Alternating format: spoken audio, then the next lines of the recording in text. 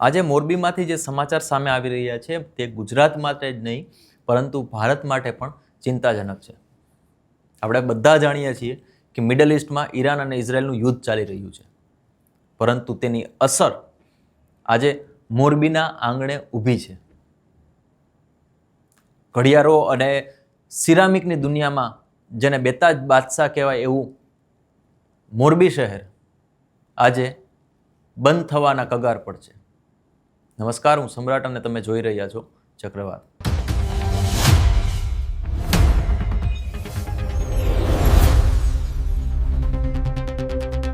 કદાચ તમે નહીં જાણતા હોય કે મોરબીમાં જે સિરામિક ઉદ્યોગ છે તેને ચલાવવા માટે પ્રોપેન નામનો ગેસનો ઉપયોગ થતો હોય છે અને આ ગેસ બહારથી આયાત કરવામાં આવતો હોય છે. પરંતુ આ યુદ્ધના કારણે આ ગેસ મોરબી સુધી પહોંચી નથી શક્યો, જેના કારણે આશરે 100 જેટલા ઉદ્યોગોને બંધ કરવાની ફરજ પડી છે. હવે પરિસ્થિતિ એવી છે અને નિષ્ણાંતો એવું માની રહ્યા છે કે જો આ પરિસ્થિતિ અને આ યુદ્ધ હજુ પણ લંબાય તો ત્યાં જે કર્મચારીઓ, શ્રમિકો જે કામ કરી રહ્યા છે તેના પર પણ માઠી અસર પડશે. આ ઉદ્યોગો જે છે એમને શ્રમિકોને છોડવા પડશે અને જો આ પણ શક્ય થાય તો આ શ્રમિકોનું પલાયન વધશે, જે આવનારા ભવિષ્ય માટે ખૂબ જ જોખમી માનવામાં આવે છે.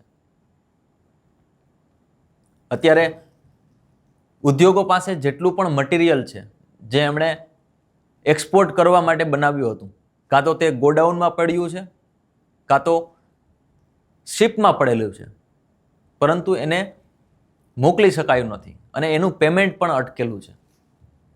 બીજા નવા ઓર્ડર આવી નહીં રહ્યા.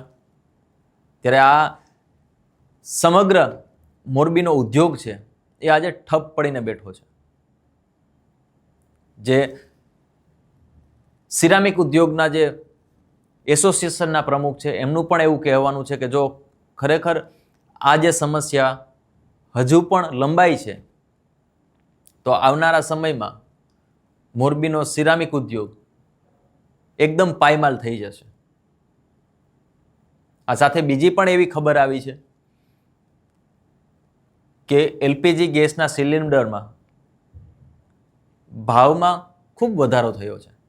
જેમાં ઘરેલું ભાવ જે આપણે ઘરમાં રાંધણ ગેસ તરીકે ઉપયોગ કરીએ છીએ એલપીજી ગેસ સિલિન્ડરનો, તેમાં 60 રૂપિયાનો વધારો આવ્યો છે આજે, અને જે કોમર્શિયલ છે તેમાં 115 રૂપિયાનો વધારો આવ્યો છે.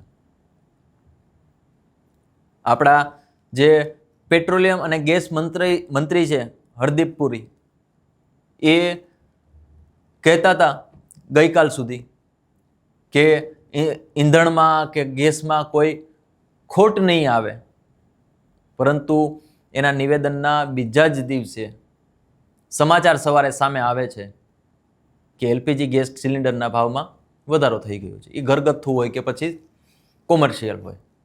આ સાથે પેટ્રોલને લઈને પણ ઘણી બધી અફવાઓ ચાલી રહી છે કે પેટ્રોલ પૂરું થવાના અંતમાં છે.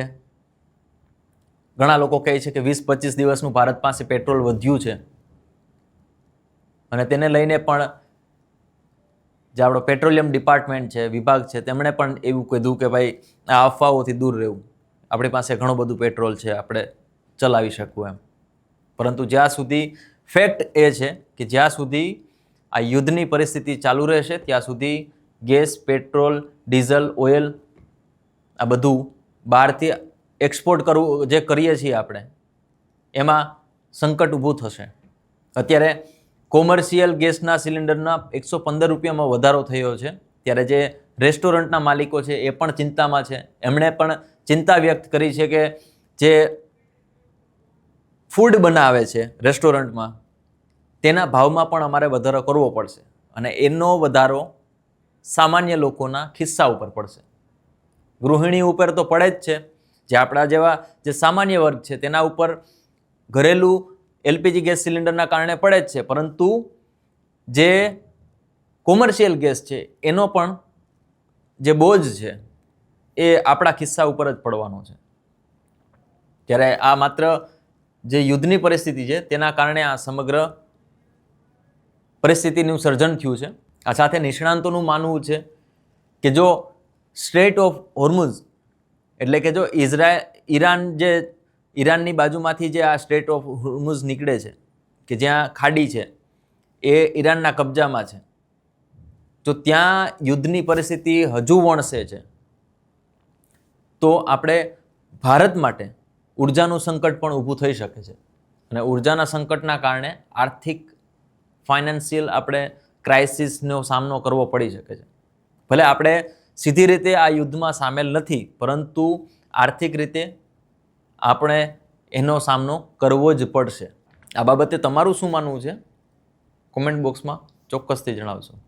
જો આ વિડીયો ગમ્યો હોય, અમારું કન્ટેન્ટ ગમ્યું હોય, તો અમારા વિડીયોને લાઈક કરો, શેર કરો અને ચેનલને સબસ્ક્રાઈબ કરો. નમસ્કાર.